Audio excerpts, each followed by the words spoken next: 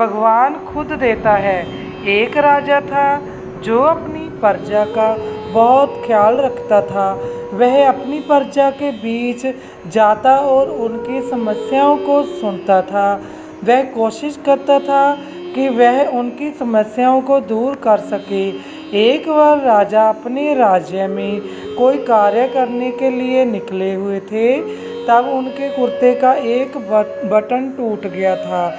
यह देखकर राजा ने अपने मंत्री को तुरंत बुलाया और उसे आदेश दिया कि वो गांव के एक अच्छे दर्जी को बुला लाएं, जो उनके कुर्ते का बटन लगा दे। यह सुनकर मंत्री ने गांव में दर्जी की खोज शुरू कर दी। संजोग से उन्हें एक दर्जी भी मिल गया। गांव में उसकी एक छोटी सी दुकान थी। उस दर्जी को जल्दी ही राजा के पास लाया गया। उस दर्जी से राजा ने कहा कि क्या वो उसके कुर्ते के बटन लगा सकता है। दर्जी ने कहा कि यह तो बड़ा ही आसान काम है। दर्जी ने अपने थैले से धागा निकाला और कुर्ते का बटन लगा दिया। राजा बेहद खुश हुआ और उसने पूछा कि वो उन्हें कितने पैसे दे। इस पर दर्जी ने कहा कि इतने से काम के लिए वो पैसे नहीं ले सकता है। इस पर राजा ने कहा कि वो उसकी कीमत ज़रूर देंगे। दर्जी ने सोचा कि उसने तो बस धागा ही लगाया है, तो उसके 2 रुपये मांग ले।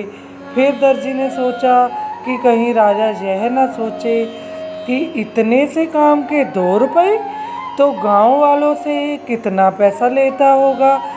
यह सब सोच समझकर दर्जी ने कहा कि वो इतनी इच्छा से जो भी देंगे वो ले लेगा।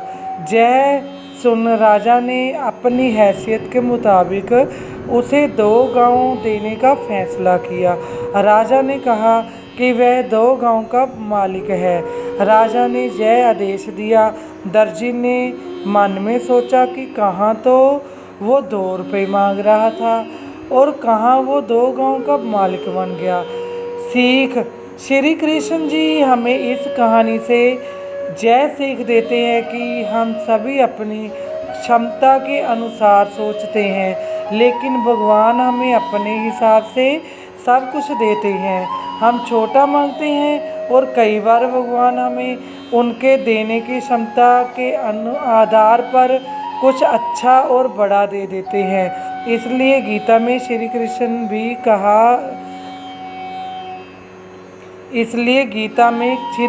ने भी कहा कि कर्म करो, फल की इच्छा मत करो, और यही इस कहानी का सार भी है।